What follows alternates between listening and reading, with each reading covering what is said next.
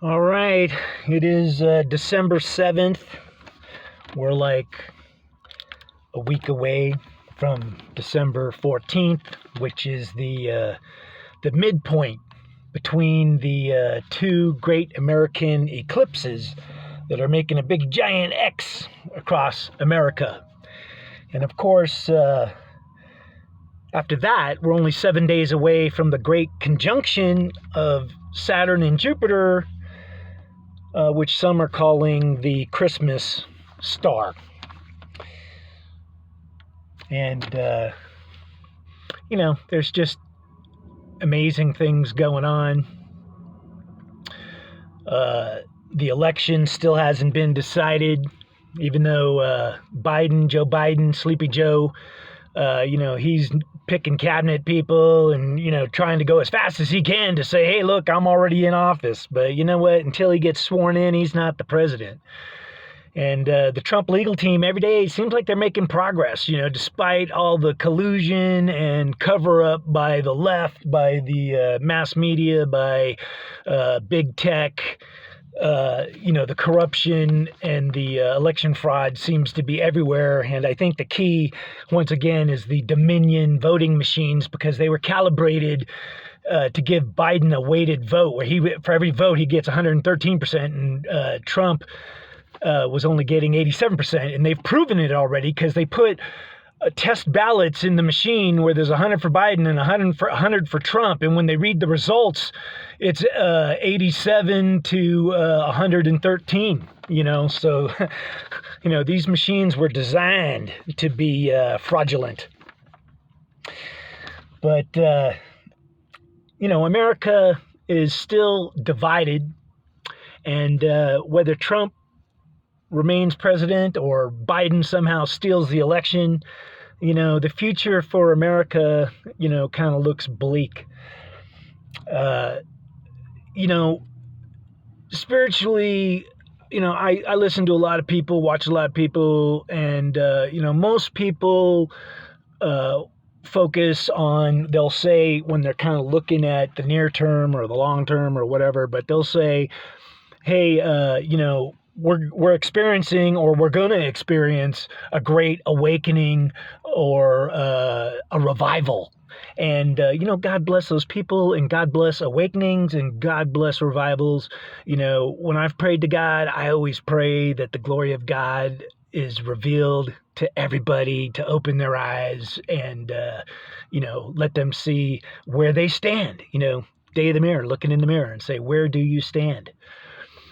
So, more people coming to God, I don't have a problem for that. And I know God is fighting for everybody. And I think that's the amazing things that are going to start happening, is that the glory of God is going to be revealed. But that being said,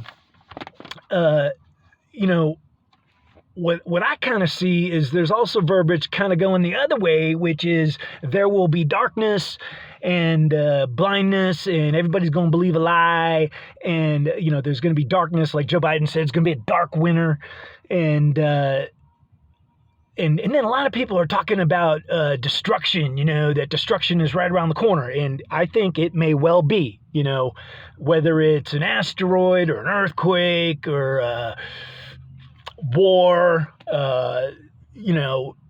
anything that is destroying us and the planet is horrible. But, the Bible is kind of filled with a lot of that dark imagery, especially in Revelations. And, a lot of people, God bless them too, they'll be saying, God's telling me this, repent, or, you will be destroyed. And, I do believe that's the case, because if you walk away from God, that's the path you're on, the path to destruction. But it really isn't that hard to prophesy destruction. But, I'll say one thing, like myself personally, if God, if he put it on me to say something, whatever it might be about the future, and he's saying, Bent, tell the people, I surely would tell you. And I would tell you that God is telling me to tell you. But that being said, me personally, my relationship with God is I don't really ask him to show me the future that much. because I like living in the day, man, and the spontaneity of it all. And I just pray, to God to light my path and to open my eyes to the infinite possibilities and to let me be worthy and to play whatever role I can for the kingdom and to just, stand tall and stand proud and, do what is pleasing in his eyes. But the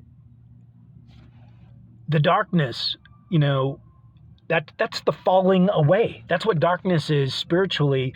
It's when humanity walks away from God. And the thing is, if we look at especially the scriptures and history, darkness always precedes destruction. And what I would tell you is our minds are like light bulbs or candles. And if you're walking with God and the Spirit of God is with you, you're lit up, man. And if you're not walking with God, not thinking about God, and his Spirit isn't with you, you're dark. And, some people think there's dark energy, and then there's the term like the dark web. That's where you can get the hacker codes for busting into, election machines. And there's all sorts of nefarious people on the dark web. That's where the malware and all that shit comes from. But, just a couple of examples,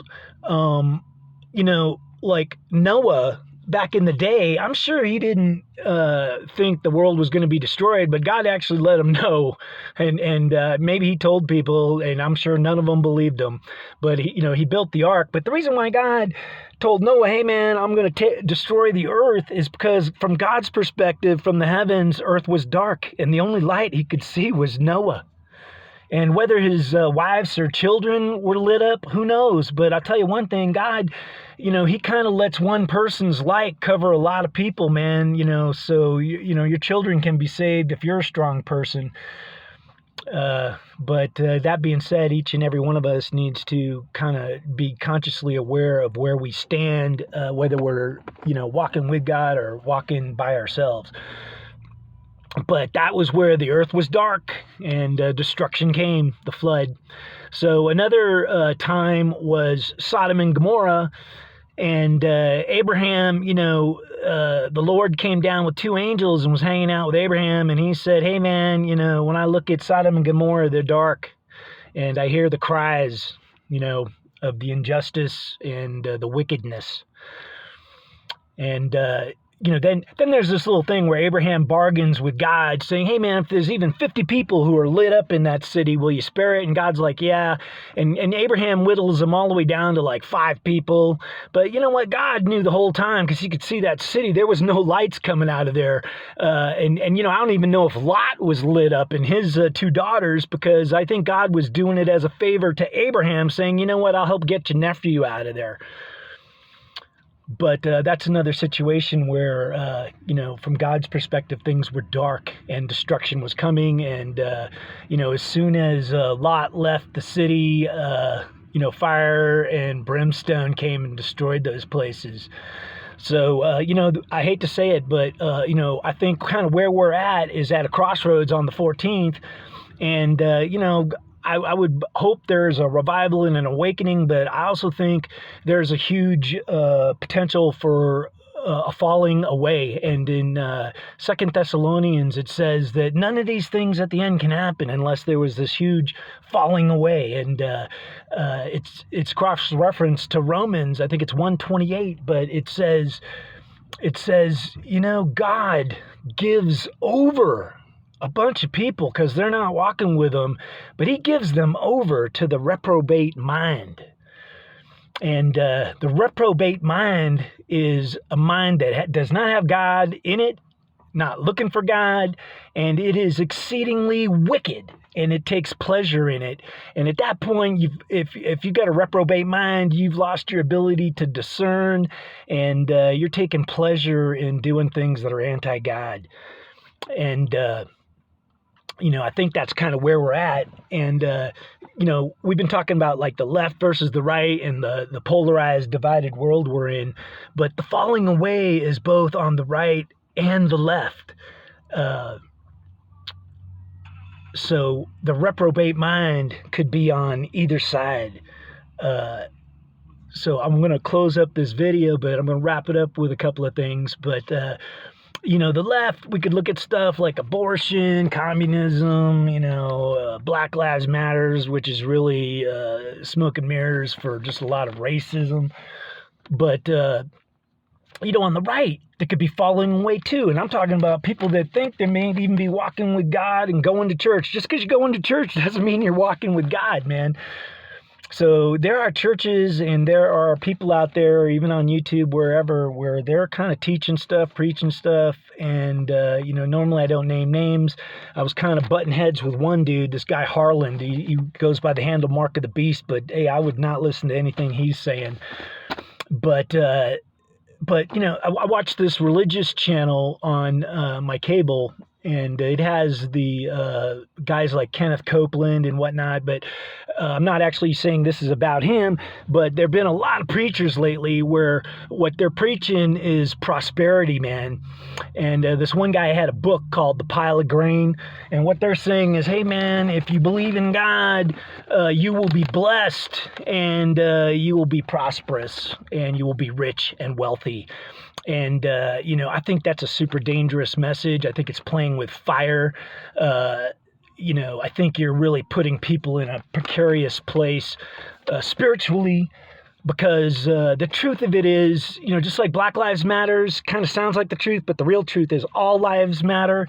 Well, God, yeah, he'll bless you, and he might even bring you some prosperity and some wealth, but that's not guaranteed, and that's not how it works, because, if that's how faith worked, like, oh, I'm going to believe in God because he's going to make me rich, then, we'd all be rich. But I'm just telling you, life isn't like that. There's ups, there's downs. Our whole reason for being here is to experience life. And I tell you what, if you're fat and comfortable, rich and prosperous your whole life, how much faith are you really going to have, man? And, that's kind of what the story of Job was all about, because he was rich, and, the devil said, take away all his riches and he won't have any more faith in you. And that's kind of what went down in that little battle. But these prosperity preachers, I just keep thinking, like Jesus, the one thing is when the rich man came to him and said, Lord, what do I got to do to follow you? And Jesus could see into his heart, and he said, man, give up all your money and all your wealth. And the guy went away sad, because Jesus could see where his heart was. The guy, he was really worshiping money. He didn't really want to worship Jesus. So once again, I'm not saying Christians got to be poor. I'm not saying it's necessarily a sin to be wealthy, but, to be exceedingly wealthy, extremely obscenely wealthy, it starts being like a sin, like gluttony and selfishness in and of itself.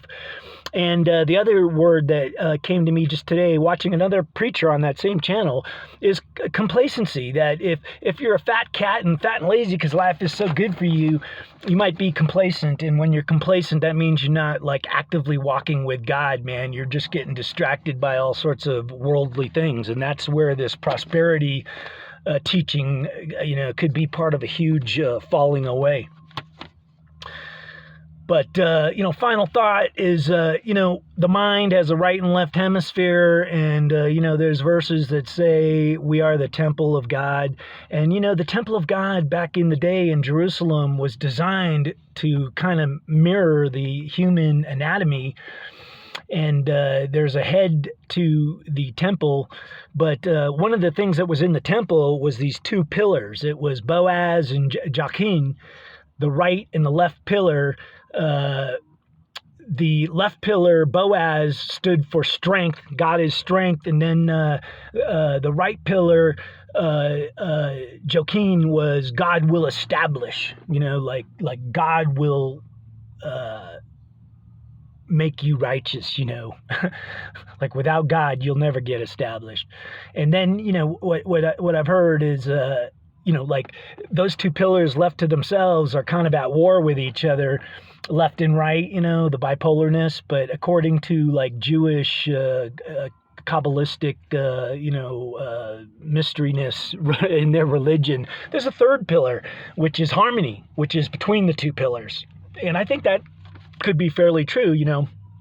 It's kind of like the foundation, the structure of what makes a sound mind versus a reprobate mind. Because if you don't have harmony, whether it's the left side taking you to those extremes or the right side taking you to those extremes, and all of a sudden, hate and racism and resentment and just other things are kind of controlling you, dark, shadowy, nefarious things, then you're kind of going down that path towards destruction. And your brain, we know for a fact our brains are programmable, man. Like, we're programmed at birth. Like, if you're born in America, you pretty much learn English. If you're born in China, your brain is programmed with Chinese, and you can learn other stuff. But I think that could be what we're approaching in the next couple of weeks, is a point where the switch in our brains is where it says God gave them over. He that letteth, when he lets go, all of a sudden everything changes, man, because history's shown us that mankind as a whole will quickly go the way of total darkness and the reprobate mind. But I believe in the finger of God, and there's a path to glory, man, for all of us that walk with God. So, we'll try and get into that, because, it isn't about always being dark. But hey, God bless everybody. And, Christmas is coming, so we will see if a Christmas miracle occurs, man. Take it easy.